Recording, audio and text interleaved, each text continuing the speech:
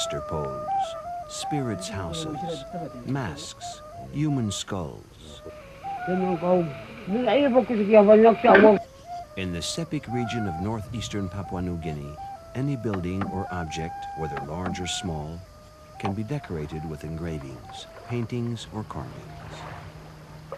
This powerful flow of artistic creation is on the scale of the Sepik River itself, which runs for over 1,000 kilometers across the region that bears its name.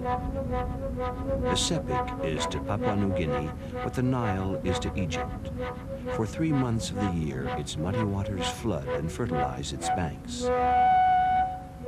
In 1977, a team of Japanese filmmakers ventured up the river in search of some of the cultures which have contributed to the global artistic renown of the Sepik region.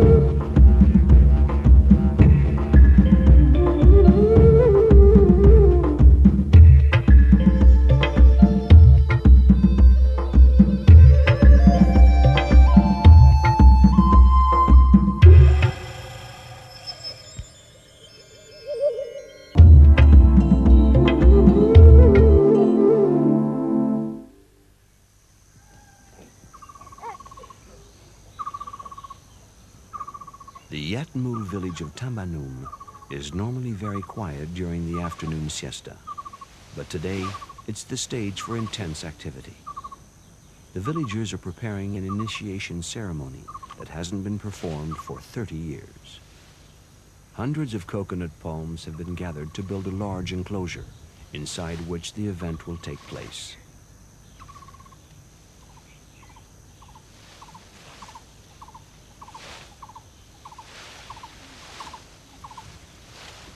These men are initiates, as shown by the scarifications on their backs and shoulders. They recall the scales of a crocodile, the giant crocodile who, in local mythology, begot mankind. Every village keeps a sacred crocodile skull.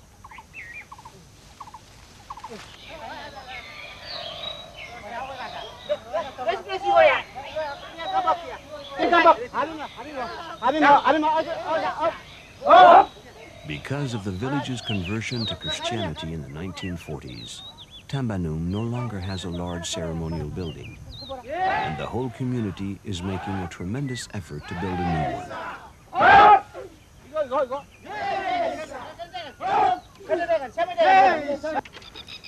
These buildings can reach 20 meters in height and 40 in length.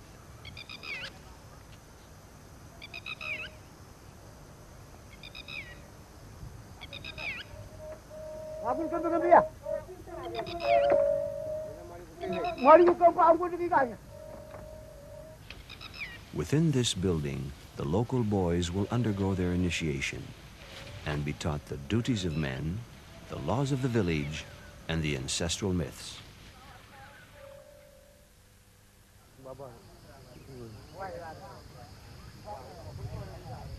This ceremony is normally celebrated every 4 to 7 years, but it's not been performed since the 1940s because of a pig. At the time, the men in charge of organizing the ceremony were divided between two factions, those of the lower jaw of the crocodile and those of the upper jaw.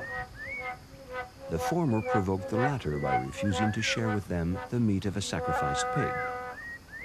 The leader of the upper jaw faction then turned the sacred crocodile skull inside the men's house towards the mouth of the river, thereby preventing initiation ceremonies from being performed. For it's believed that performing this ritual with the sacred skull pointing downriver inevitably results in the death of the young initiates. It took 30 years before the offended party agreed to a reconciliation.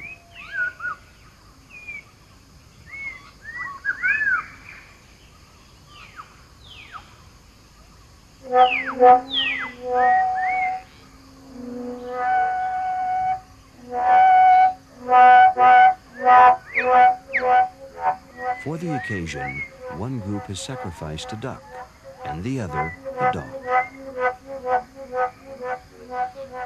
Sacred flutes are vital to ceremonial life. They can be seen only by initiates. They are always played as a pair, the longer one being considered as male and the shorter as female. The crocodile's skull is again laid at the feet of the wagan, a representation of the most significant ancestor spirit of the community. But this time, it's turned upriver.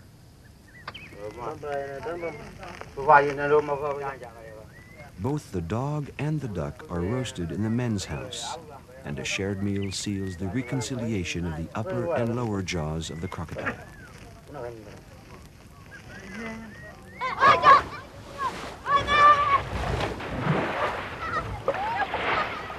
Initiation marks the passage to manhood. 16 boys are due to be initiated and scarified tomorrow. For the last time, they bathe as carefree boys and say goodbye to childhood.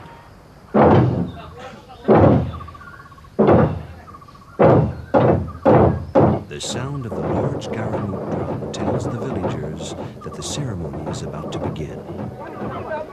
The boys head towards the enclosure. Each of them is accompanied by a man who acts as his godfather, usually a maternal uncle, who will advise and comfort him during scarification.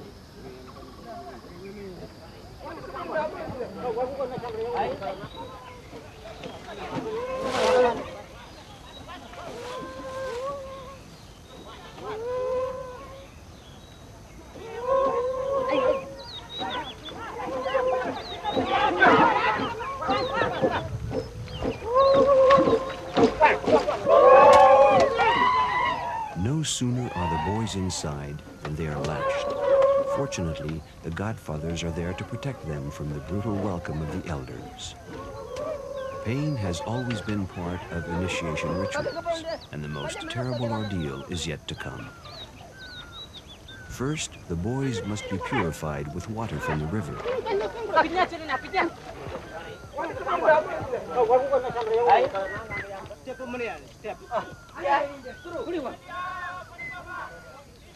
Chewing on a piece of ginger will be the boys' only relief from the pain of scarification.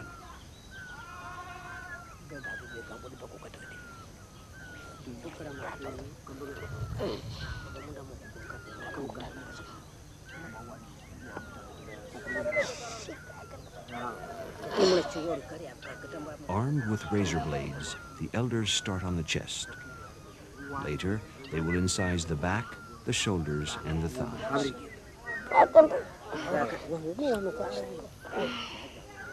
The initiation includes a series of ordeals designed to test the physical and mental resistance of the men-to-be.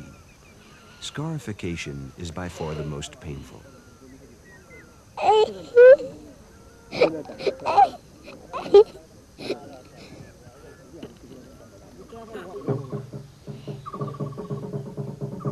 Drums resound throughout the ceremony. They represent the voice of the crocodile ancestor devouring the young initiates and imprinting the mark of his teeth on their skin. The noise also drowns their groans and their sobs. Women are not allowed to witness the ceremony. They only have the right to listen to the mysterious sounds of the ritual instruments.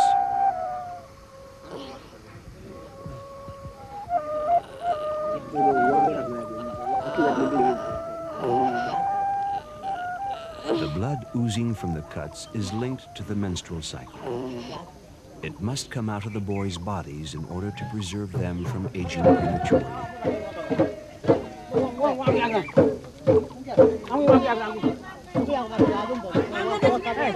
For this initiate, who has shown resilience worthy of a man, the ordeal is over. His wounds are clean.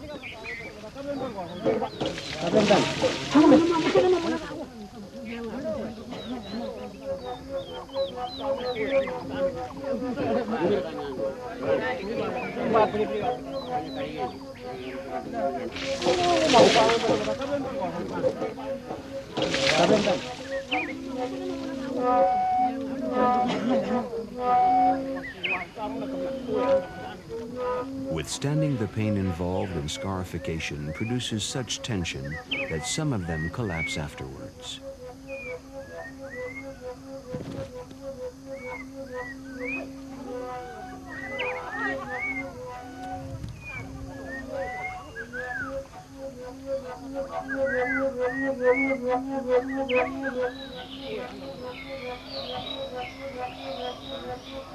After the ceremony, the initiates are so weak they have to be carried outside, where the women are anxiously waiting to learn how well they bore their ordeal.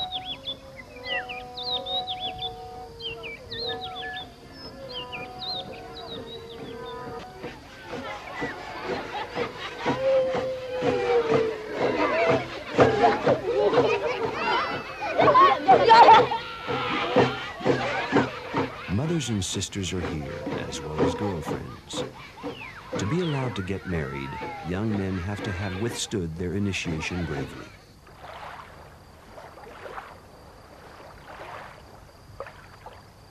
Ceremonial life is exclusively male. Women are always excluded. They say that in some places, women who proved too curious were put to death. The women's main duty is to provide for their family's daily needs. They do most of the fishing using large round nets or wicker traps to catch eels, small fish, and shrimps.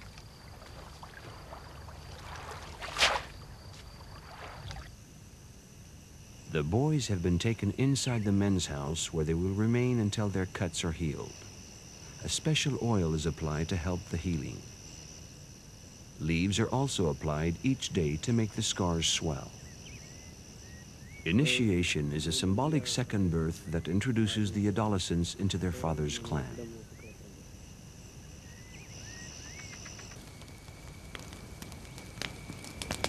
"16 initiates, 16 new men are born to the clan of the crocodile. The pain is forgotten, driven away by the pride of bearing the scars given by the crocodile ancestor.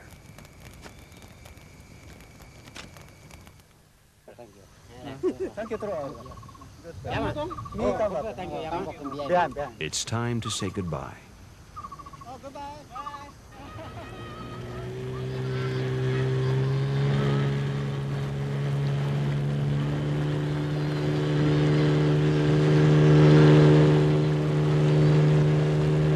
Upstream of Tambanum, the river sometimes twists and turns into almost complete circles. To shorten river travel, the local people have dug canals connecting the river's lips. Unfortunately, these canals are often overgrown. Underwater plants have entangled the propeller, making the engine stall. Okay, go. The only solution is to get out and push, but it's dangerous, for crocodiles lurk in these marshy areas.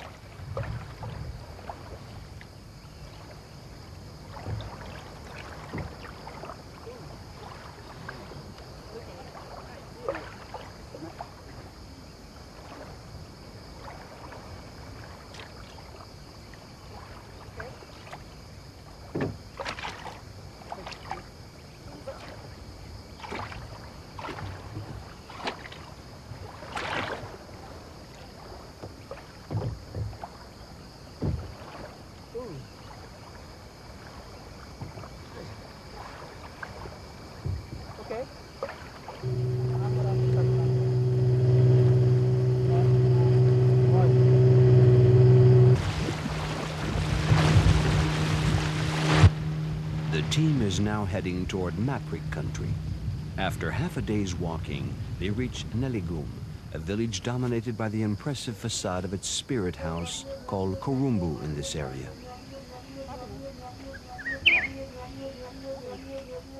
These are the Abelam people, renowned for their talent for painting.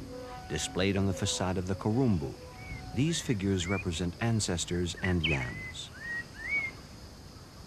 These farmers identify with the yam that lies at the heart of their culture. The Abelam attach great value to this plant as a symbol of virility and a source of life, and they perform intricate rituals in order to improve the quantity and the quality of their harvest.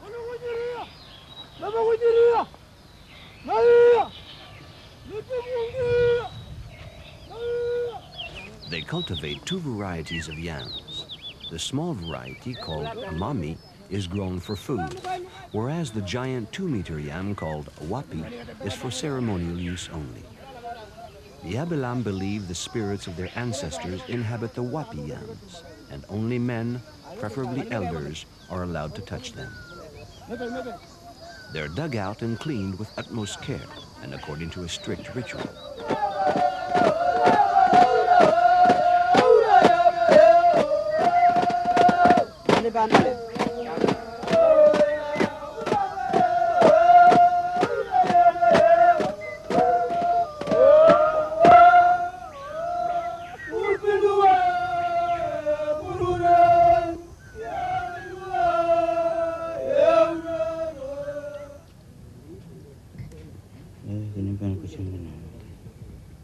Having giant yams is not enough. One has to know how to show them off. Bright red croton leaves wrapped around the display poles will make a sumptuous casket. Man and spirit are one, as shown by the piece of ancestor skull ornamenting this man's chest.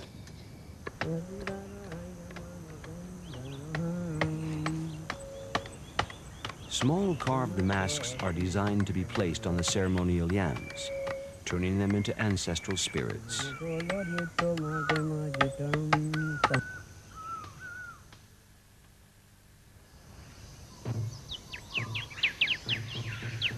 Men from the neighboring village of Comunibas arrive.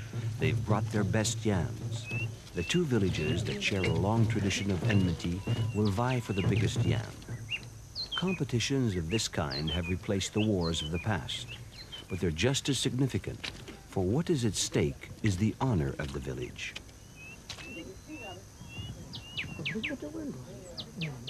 Things are not looking too good for Naligum. The yams from Comunibas are exceptionally long.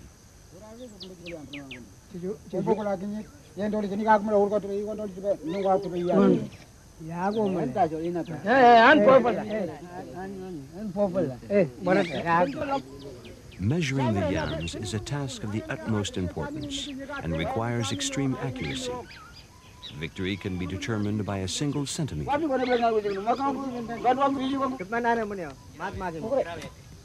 The sizes of the yams are recorded on a pole and then marked on a trunk.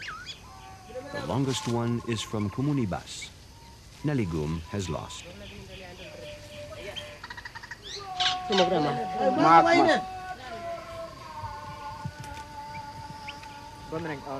These notches will be a daily reminder of the village's defeat until the next harvest.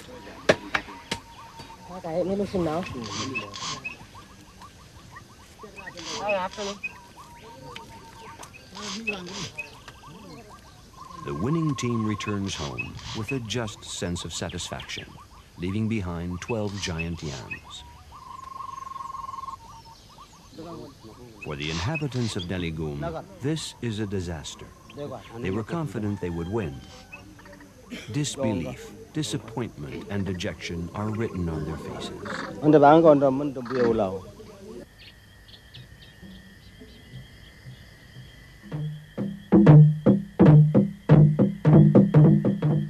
But soon the drums announced the beginning of the yam feast. The men seem to have forgotten the humiliation of yesterday. Different yams are brought with great pomp to be displayed in front of the Kurumbu.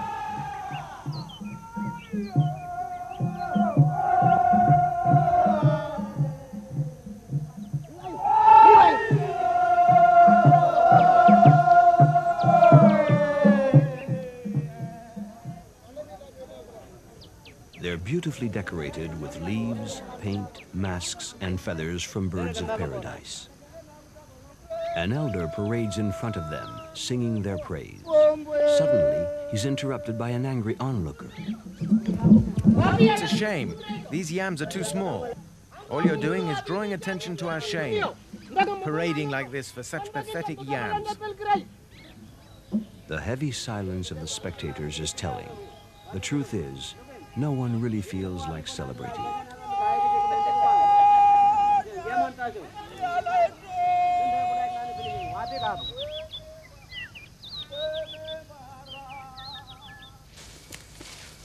No one is as severely mortified as the chief. He's responsible for the defeat. Such a serious situation demands action. So he's decided to perform a secret rite so this humiliation will not be repeated next year. After carefully choosing a piece of bamboo, he goes to the bank of a stream. There, he makes a small incision in his penis, collects a single drop of blood, and mixes it with water from the stream.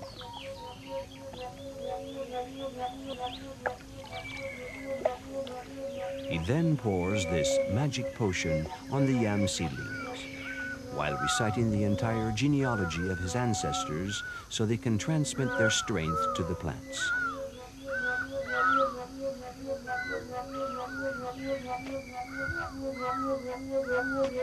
No doubt the next harvest will be plentiful and the yams magnificent.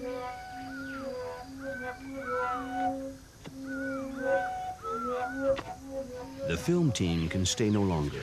They're still a long way from their next destination, the village of Kanganamun.